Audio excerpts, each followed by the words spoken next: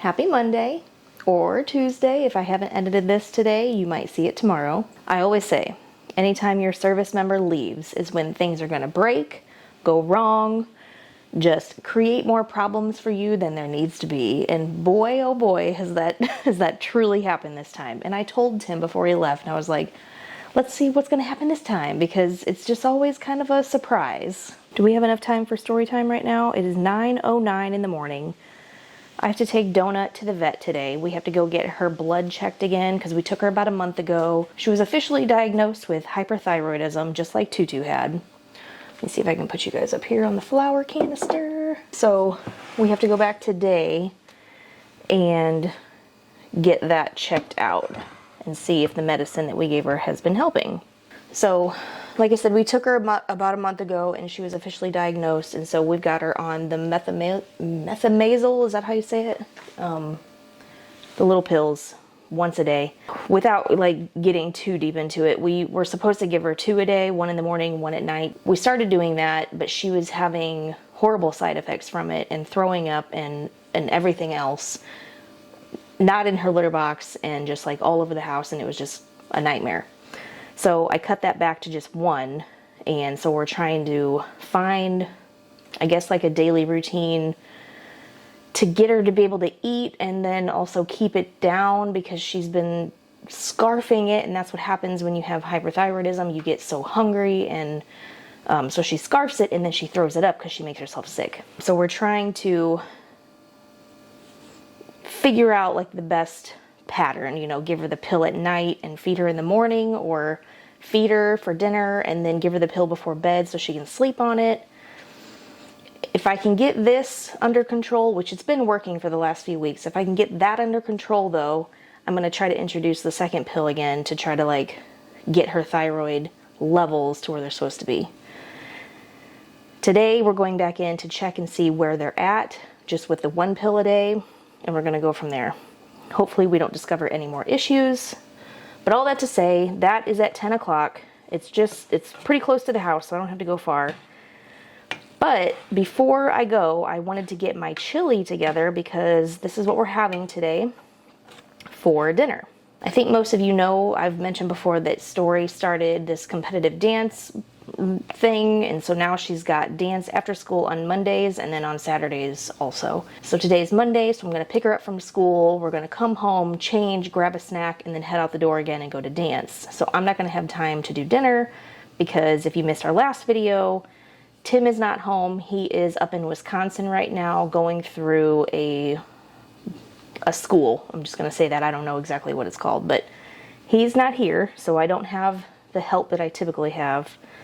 So I've got to do easy things on Monday. So this is just easy, but it's also kind of appropriate because this Sunday is the first day of fall. And so I'm kind of starting to get into those crock pot recipes again. And today is perfect because the weather, I think our high is 76. It's 71 right now, which that is cool. That is a breath of fresh air for Charleston because it has been sweltering hot this summer. And so we are welcoming this cooler weather. We were surprised last night by this tropical, what do they call it? Tropical cyclone or tropical system that is producing cyclones on shore. I got this alert last night at like 7 o'clock, 8 o'clock, something like that. And it was like, you know, pay attention to the weather because you might have to evacuate. And I'm like, what is going on? Because we have like days, if not weeks ahead to prepare for stuff like this. And so it was just kind of a surprise last night to be like, hey, guess what? You're about to have a hurricane event. Not a hurricane, but like hurricane activity, if you will. So this morning we woke up and it was very, very rainy, pitch black outside, which normally the sun is about, you know, it's starting to come up whenever we leave to go to school, and it was not today. It was pitch black, rainy, windy, but right now it's not too bad. I think the system is kind of shifting a little more north towards like the northern Carolinas, so I think we're okay right now unless it decides to grow or shift south again. But I'll take this weather. Do you guys want to see this? Like, look outside at the trees right now. Do you see the trees just like going everywhere? Well, of course they stop now that I pointed out the window, but we just get these random bursts of just crazy wind. So, nice weather, busy day, we're making chili. I thought maybe I'd share my chili recipe with you guys in case anybody out there is curious to know what we put in our chili. I've probably shared this before in previous videos. I can't remember. It was probably years ago if I did, but this is what we do. So since I don't eat meat, we use Impossible Burger, Impossible ground beef, and it calls for 2 pounds of it, so I get 2 of those bricks that you can buy at the store. I brown that up, and this is what we do because Tim and Story don't mind this, and I don't eat meat, so if they didn't like this, I would be making like 2 versions of chili, which would be insane because this is a crock pot thing and it takes all day. So I'm very glad that they like this, and I'm really glad that my family cooperates with me and eats this kind of stuff. I'm not going to say it's healthier because I don't know what is in this, but to some degree it may be a little healthier than actual meat. There's some positives. So anyways, 2 pounds of this, or 2 bricks of it. It calls for 2 pounds, so 36 or 32, yeah, 32 ounces. These bricks that you can buy at the store of the Impossible meat, they come in 12 ounces, so this is actually just 24 ounces, but that's okay because I like a less meaty chili. Obviously, if you guys want to make this chili, you can use real meat, but just know it's 2 pounds, so 32 ounces. I brown that up. It also calls for 1 yellow onion, so I diced that up really small, sauteed that in some olive oil with some salt and pepper, got that right here in my little cup, so that's ready to go.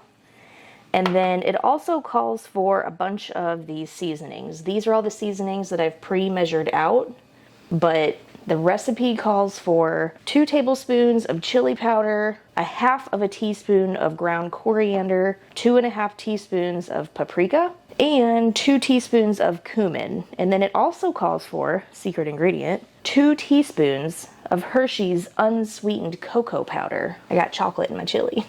It kind of like makes the flavors a little more rich and a little deeper. It doesn't taste like chocolate, but it just kind of enhances the other spices that are in here with it. There's also a teaspoon of sugar in here, and that kind of sweetens like the tomatoes and everything that I'm gonna put in and kind of like cuts the acidity. And then salt and pepper, as much as you want, as much as you like. And then 3 teaspoons of garlic, or 3 cloves of garlic, but I just use this little jar of stuff that you can refrigerate because I never have fresh garlic on hand and I don't want to cut it and mince it, and it's just, this is much easier. So I'm going to put all that in, and then I got all my canned goods. So this recipe calls for 3 cans, and this is the small 8-ounce cans of the tomato sauce.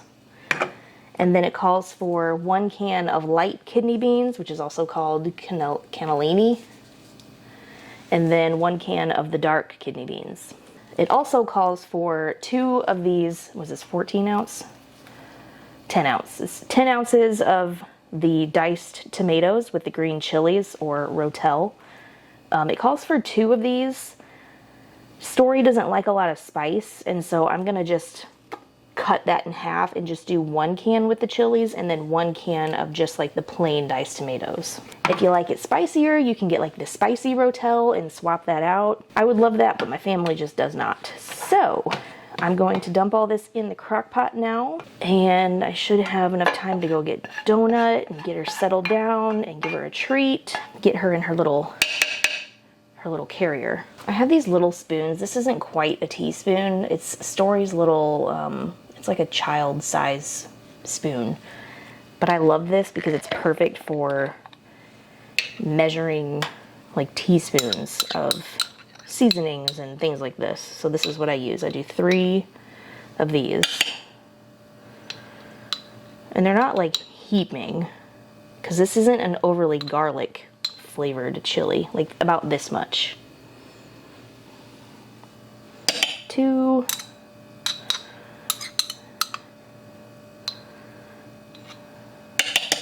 3. I'm gonna put in my onions here. And you can use a white onion. I like the yellow because it's just a little bit, to me it's a little bit sweeter. It kind of has that like bloomin' onion taste that you get at like a fair and stuff like that. Okay, and then let's see, put that in here. I'm done with that. I'm gonna start popping my cans now. Some of them are pop top, some of them I have to use the can opener. And I use the juices and everything. Oh, I forgot an ingredient. Half a cup of beef broth will be added to this. Where's my can opener? Oh, right here in front of my face. So I know I just said I don't eat meat and I'm using plant-based Impossible meat and all that, but I do still use beef broth. I don't mind broth. That's the meat. It's the texture of the meat that I have an issue with, not the liquid. So for me, it doesn't bother me. I've had a few comments. I don't know what video it was, but I was talking about how I ordered French onion soup somewhere because I'm a vegetarian and like nothing else on the menu was vegetarian, so I went with the French onion soup. And I can't tell you how many comments I got from people, and they're like, you know, French onion soup is beef broth. It's like a lot of beef broth in there. And I'm like, yes, I know. All right, got all the tomatoes in. Now I gotta add the beans. I'm gonna drain the juices a little bit off of these. For a lot of things, you're supposed to like, you know, rinse them out and do all that. I'm not gonna go that far. I'm just gonna kind of drain off some of the excess liquid in the sink, and then the rest of it can just go right on in. Because we're gonna add moisture anyways when we put the beef broth in, so this will just be a little more of that moisture. I think that's part of the beauty of doing crock pot meals is, you know, you just add it all in there and then you don't have to worry about something drying out or burning. It's just throw it all together and let the crock pot do the hard work. And you can add whatever kind of beans you want. Like, you don't have to use this. You can do different kinds of beans, pinto beans, black beans. A bean is a bean, if you ask me. They're all kind of the same. All right, I'm gonna recycle all my cans and I'll be right back. All right, so that is a full pot. I've just got to put my beef broth in and all my seasonings, and then I'll be good to go. It's 9:30, so I'm not doing too bad here. I've got to look up recipes that use beef broth because I hate opening up a whole thing, like a 32-ounce box for just a half a cup here. I need to figure out something else to do with that. Maybe French onion soup. I've never made that before. Do you want to see me dump in the seasonings? I always like this part. Ready? Like Story says, a one, 2, 3. There it is. I'm gonna give this a mix and then set it and forget it. What kind of stuff do you guys put on top of your chili? I think I just usually do shredded cheese, maybe a little dollop of daisy, and then I really like to do Fritos. I like to like dip Frito scoops in here. That's what I really like to do, but I don't have any. Today I'll probably just eat it plain, just like this, out of the bowl with cheese and sour cream. But a lot of people will do crackers. Some people put like green onions on top, or they'll put more fresh onions on top after it's done. We're gonna have so much of this. I might have to give some of this to the neighbor. Usually Tim's here to help me, but now I've got this whole pot for me and Story. There it is. So that's our chili. Oh, you know what I could do? I could cook some noodles and put that in and make it like a chili mac. Okay. Oh, I forgot to set it. We're gonna, plug it in, Ashley. I swear, sometimes I don't know how anything gets done.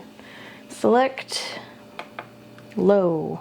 We're gonna do like 6 hours. What is that? 9:30, 10:30, 11:30, 12:30, 1:30, 2:30, 3:30. Okay. I'll turn it off and then it'll be ready for dinner when we get home from dance. Okay. I just realized that I started going into this chili and I totally forgot to tell you guys the drama, like everything that happened after Tim left. I woke up one day and I swear it was like the Twilight Zone. First, I told you about Donut's issues. She's been like throwing up everywhere, and that morning she was like running all over the house trying to pee on things and throwing up, and I'm just like, oh my gosh, like I can't get my child out the door and like run around after her and like watch her, you know? So like I ended up just taking her and putting her in our bathroom, like the owner's bedroom and bathroom, whatever you want to call that. It's larger than like the regular standard bathroom. So I put her in there. It's got a window. She can look outside.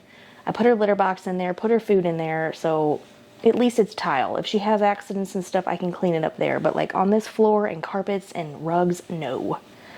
I cannot be having that in this house. I don't live that way. Can't do it. She's up there right now, and that's kind of where she's been. I let her out. It's just been for the past week, and she gets out and goes around the bedroom whenever I'm in there getting ready or Story's getting a bath. She'll be in there. We're with her. But it's just, it's how it has to be right now because I just cannot. I don't have time. What's the other thing that happened? I went to take Story to school, and my check engine light came on the Jeep. Of course it did. So I was like, well, here we go. We're going to see if we make it to school and back. And we did, thankfully. So we went to school, came back. I told Tim about it. He has one of those little plug-in little code reader thingies in his truck. So he was like, go get that. I'll walk you through how to plug it in and like read it and figure out what's going on. So we diagnosed my Jeep with an evap leak, which is not a huge deal. And I know it's because of my gas cap, the little cap that goes on your little tank. It doesn't close. It's not very tight.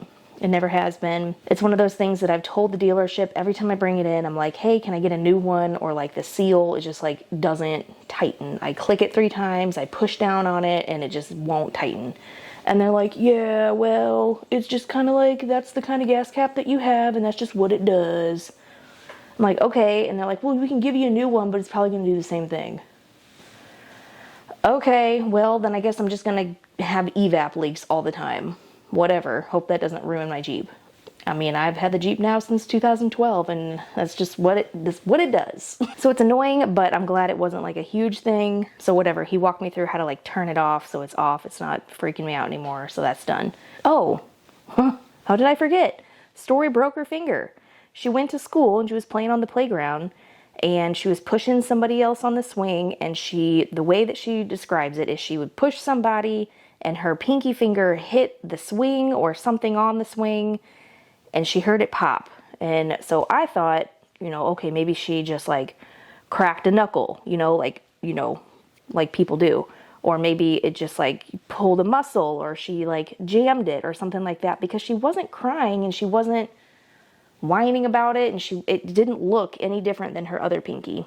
It looked identical. I looked for swelling, looked for like redness, nothing. So I'm like, okay, well, we're going to keep an eye on it and see what happens. We got her bath that night, went to bed, and she started crying, then it kind of hurt. So I'm looking at it again, and I'm like, I don't see anything, honey, but, maybe we'll go to the doctor and have them check it out. And she's like, no. So I'm like, well, here, have some Tylenol. We took some Tylenol at bedtime. She went to sleep. It was fine.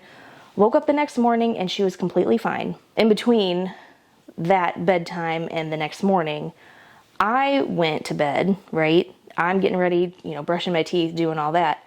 And I start hearing like noises coming from the attic. Like not just little noises, like there was weight on the little door that comes down.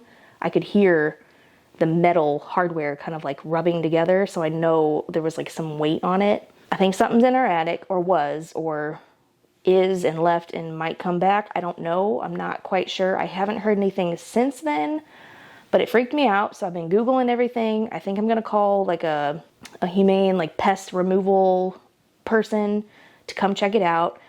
But I can't do it when Story's here because she will lose her mind and freak out if she thinks there's something in our attic. She will not sleep, and it's going to be a huge thing. I know I need to do it quickly because they could be doing some major damage up there. I get it. I know. But I'm trying to take like one thing at a time. I took a wrapping paper tube and I'm like doing this on the ceiling to try to like scare it and get it to go away. And I think it did. I think it worked. And so I went to bed finally after laying there like listening for about 2 hours. Went to sleep, woke up the next day, took Story to school. She was feeling fine. She said her finger was fine. It still looked fine. And so gave her some more Tylenol, went to school, didn't hear anything all day from anybody, and then went to pick her up. She still seemed fine, right? Got in the car. She was like, hey, like had a great day, had fun, all these things. And then we get home and she went to check the mail, hits her hand on the mailbox, and she's like, ow. And I'm like, what? And she's like, my finger hurts. I think I hit my hurt finger. And I'm like, let me see that again. And she put her finger out next to her other pinky, and it did look different. This time it was discolored, swollen, very swollen. And I'm like, oh, okay, we need to go to urgent care. We're going to have this checked out.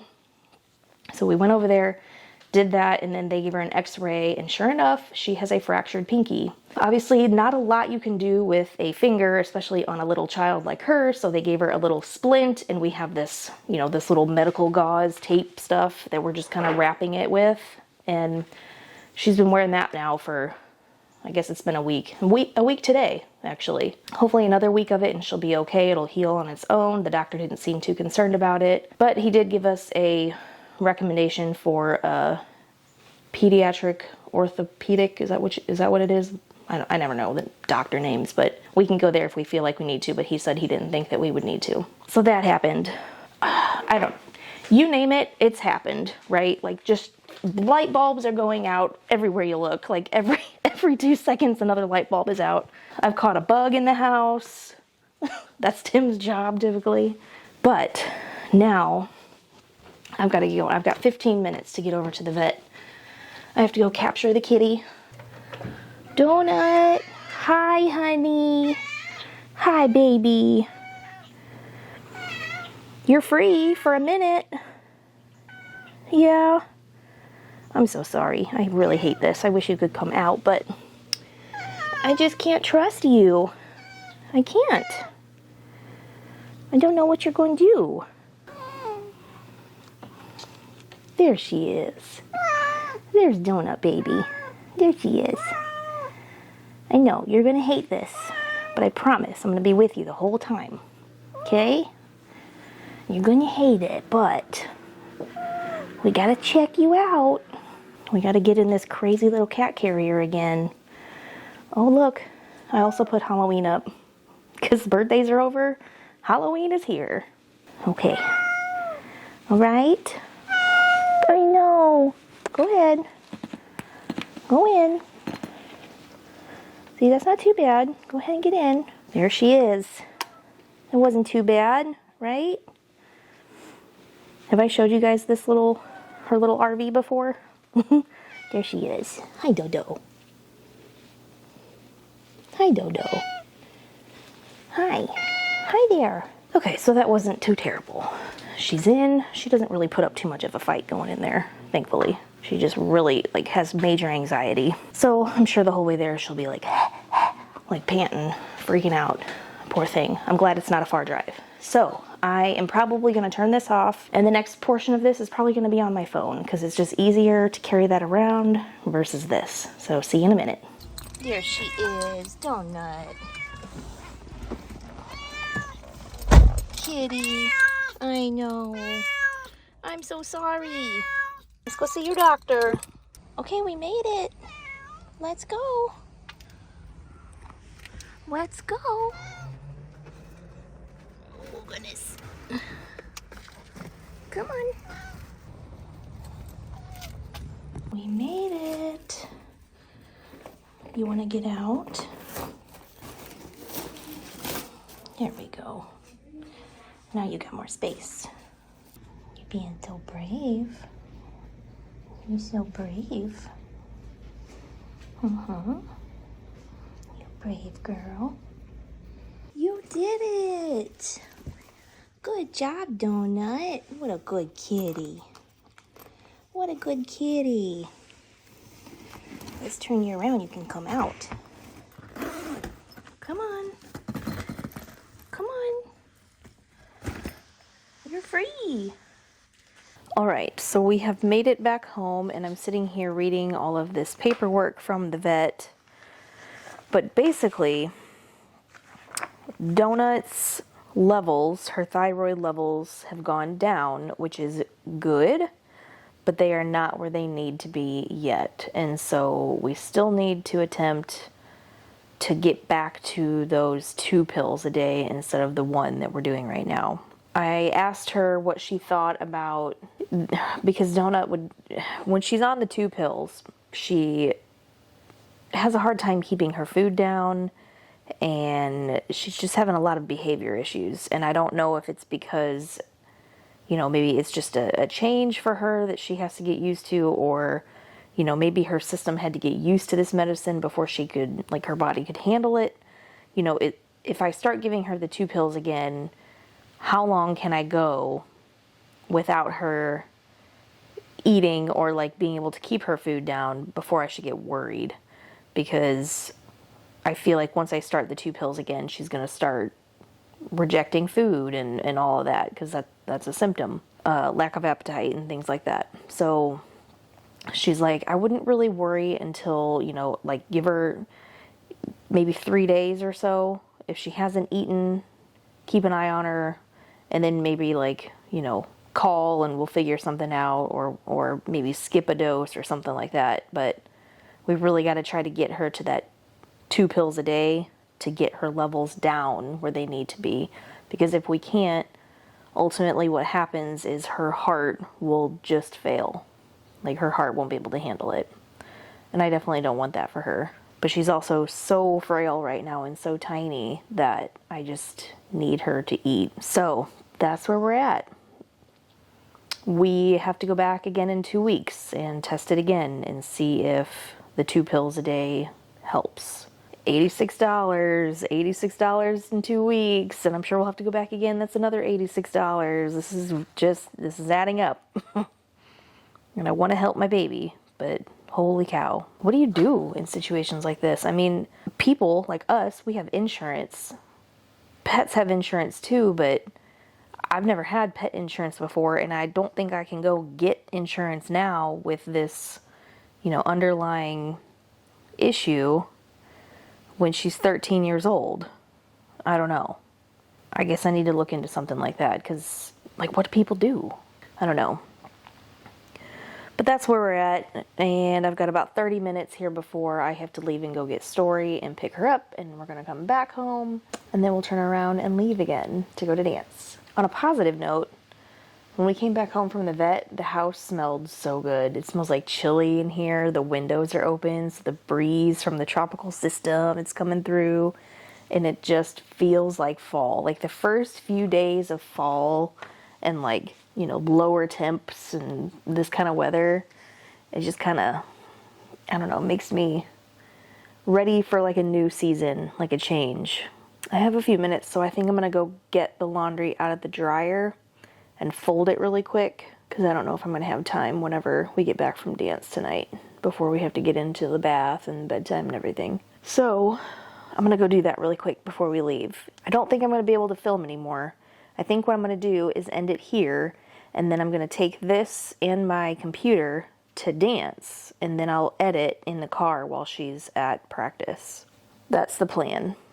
Hopefully I can get that done. If not, I'll come home and get it done whenever she goes to bed, and this will come out later tonight. Before I go, let me give you an update on Tim. He is at his school right now. He's had a few tests. He's had a few like briefings and presentations he's had to give.